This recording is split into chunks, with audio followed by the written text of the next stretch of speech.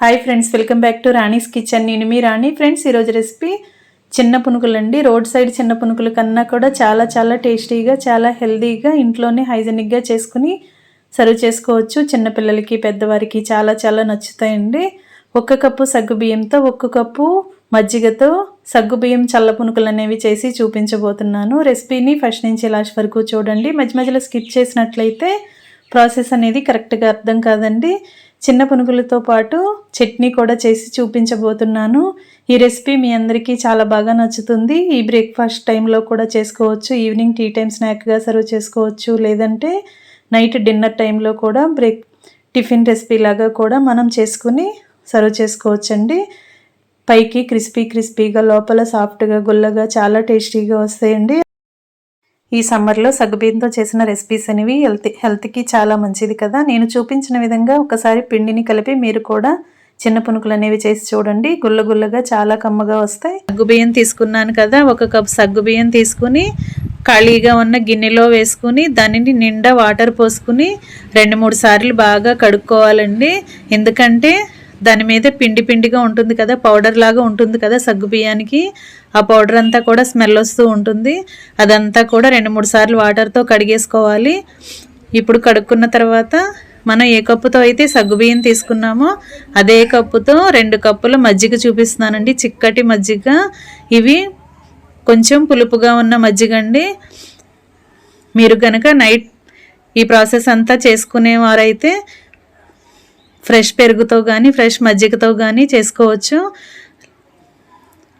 ఇలా నానబెట్టుకున్నాం కదా, దీనిలో 1 అర టీ స్పూన్ పసుపు, టేస్ట్కి సరిపడా గల్లు ఉప్పు వేసి అవన్నీ కూడా మజ్జిగలో కలిసే వరకు కలుపుకుందామండి.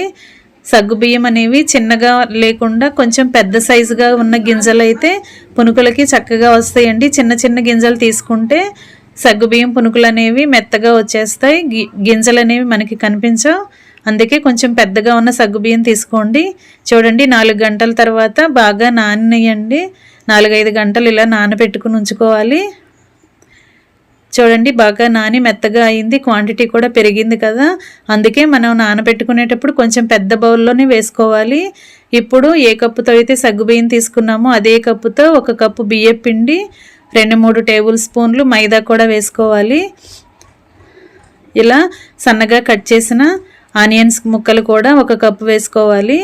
ఇలా సన్నగా కట్ చేసుకున్న పచ్చిమిర్చి ముక్కలు కూడా 2-3 టేబుల్ స్పూన్లు వేసుకోవాలి. కొంచెం కరివేపాకు కూడా తీసుకుని బాగా కడుక్కుని వేసుకోవాలి.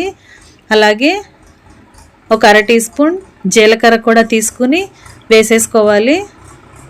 ఇప్పుడు కొత్తిమీర చూపిస్తున్నాను కదా, కాడలతో సహా తీసుకుని బాగా కడుక్కుని ఇసుక లేకుండా 2-3 సార్లు బాగా వాష్ చేసుకుని దానిని కూడా సన్న ముక్కలుగా కట్ చేసుకుని వేసుకోవాలి. మనం వేసుకున్న ఇంగ్రీడియంట్స్ అన్నీ కూడా సగ్గుబియ్యంలో కలిసే వరకు బాగా కలుపుకుని ఒకసారి టేస్ట్ చూసుకుందామండి. సాల్ట్ చాలకపోతే యాడ్ చేసుకోవచ్చు. మనం కలుపుకున్న బ్యాటర్ అనేది కొంచెం పల్చగా ఉంది అని మీకు అనిపిస్తే, ఆయిల్ ఎక్కువ లాగేస్తాయి అనిపిస్తే ఇంకొంచెం బియ్యం పిండి, కొంచెం మైదా కూడా వేసుకోవచ్చండి. ఇప్పుడు క్వాంటిటీ అనేది పెరిగింది కదా, సాల్ట్ చాలకపోతే ఇంకొంచెం యాడ్ చేసుకోవచ్చు. 1 టేబుల్ స్పూన్ బియ్యం పిండి, 1 టేబుల్ స్పూన్ మైదా పిండి వేసుకుని పిండిని మొత్తాన్ని కూడా మరొకసారి కలుపుకుని ఒక 10 నిమిషాలు నానబెట్టుకుని పక్కన పెట్టుకుందామండి. ఇప్పుడు చట్నీ రెడీ చేసుకుందాం. స్టవ్ వెలిగించుకుని కళాయి పెట్టుకుని 1 గరిట ఆయిల్ పోసుకుని 1 కప్పు పల్లీలు తీసుకుని అలా దోరగా ఫ్రై చేసుకుందామండి. పల్లీలు బాగా ఫ్రై అయిన తర్వాత ఒక 7-8 ఎండుమిర్చి తీసుకుని ఘాటును బట్టి మీరు తీసుకోండి. తీసుకుని 2 వెల్లుల్లి రెబ్బలు కూడా తీసుకుని 1 అర టీ స్పూన్ జీలకర్ర కూడా వేసుకుని అవన్నీ కూడా దోరగా ఫ్రై చేసుకుందాం. 1 టేబుల్ స్పూన్ ధనియాలు కూడా తీసుకుని వేసుకుంటే టేస్ట్ అనేది చట్నీకి చాలా బాగా వస్తుంది. అవన్నీ కూడా ఆయిల్లో బాగా ఫ్రై చేసుకుందామండి. ఇప్పుడు కొంచెంగా కొత్తిమీర కూడా బాగా కడుక్కుని కట్ చేసుకుని వేసుకోండి. చట్నీకి కొత్తిమీర ఫ్లేవర్ అనేది చాలా బాగుంటుంది. అవన్నీ కూడా కొంచెం సేపు ఫ్రై అయిన తర్వాత ఒక గిన్నెలో వేసుకుని చల్లారి పెట్టుకుందామండి. ఇవన్నీ చల్లారిన తర్వాత గ్రైండ్ చేసుకుందాం. బాగా చల్లారాలి. అవన్నీ ఒక గిన్నెలో వేసేసుకున్నాం కదా, ఇప్పుడు స్టవ్ వెలిగించుకుని కళాయి పెట్టుకుని డీప్ ఫ్రైకి సరిపడా ఆయిల్ పోసుకుందాం. ఆయిల్ కాగేలోపు మనం ఫ్రై చేసుకుని పెట్టుకున్న పల్లీలు ఉన్నాయి కదా, చట్నీ కోసం ఫ్రై చేసుకున్నవి, దానిలో 1 టేబుల్ స్పూన్ సాల్ట్ వేసుకుని, గల్లు ఉప్పు వేసుకుని, కొంచెంగా చింతపండు కూడా వేసుకుని అవన్నీ కూడా మిక్సీ జార్లో వేసుకుని గ్రైండ్ చేసుకుందామండి మెత్తగా. డీప్ ఫ్రైకి సరిపడా ఆయిల్ పెట్టాం కదా, ఆయిల్ కాగేలోపు ఈ చట్నీ గ్రైండ్ చేసుకుందాం. వీడియోని మీరు స్కిప్ చేయకుండా చూసినట్లయితేనే రెసిపీస్ అనేవి మీకు క్లియర్గా అర్థమవుతాయండి. గ్రైండ్ చేసి పక్కన పెట్టుకున్నాం కదా, ఇప్పుడు స్టవ్ వెలిగించుకుని గిన్నె పెట్టుకోండి. చిన్న గిన్నె పెట్టుకుని పోపు రెడీ చేసుకుందామండి. 1 గరిట ఆయిల్ వేసుకుని పోపు దినుసులు వేసుకుందాం. 1 టీ స్పూన్ పచ్చిశనగపప్పు, టీ స్పూన్ ఆవాలు, 1 టీ స్పూన్ జీలకర్ర, 2-3 ఎండుమిర్చి ముక్కలు, అలాగే 2-3 వెల్లుల్లి రెబ్బలు కూడా దంచి వేసుకుని, చిటికెడు ఇంగువ కూడా వేసుకోండి, ఫ్లేవర్ బాగుంటుంది. అలాగే డైజెషన్ కూడా చక్కగా ఈజీగా డైజెస్ట్ అయిపోతుంది మనం తిన్న ఫుడ్ అనేది. కొన్ని కరివేపాకులు కూడా వేసుకుని స్టవ్ ఆఫ్ చేసేసుకుని ఆ పోపు అంతా కూడా గ్రైండ్ చేసి పెట్టుకున్న చట్నీలో వేసుకుని కలిపేసుకుందామండి. చట్నీ రెడీ అయిపోయింది కదా,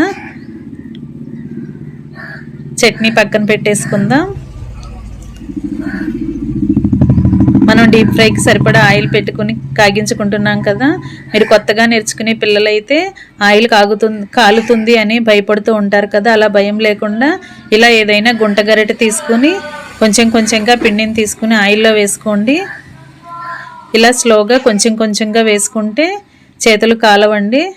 లేదంటే డైరెక్ట్గా చేత్తో వేసుకునేవారైతే ఇలా చేతిని ఒకసారి వాటర్తో బాగా తడుపుకుని అలా కొంచెంగా వేసుకోండి. మనకు కావలసిన సైజులో పునుగుల్లాగా వేసుకుంటామేనండి. ఇలా వేసుకోవాలి. వేసిన వెంటనే మనం గరిటెతో కలపకూడదండి.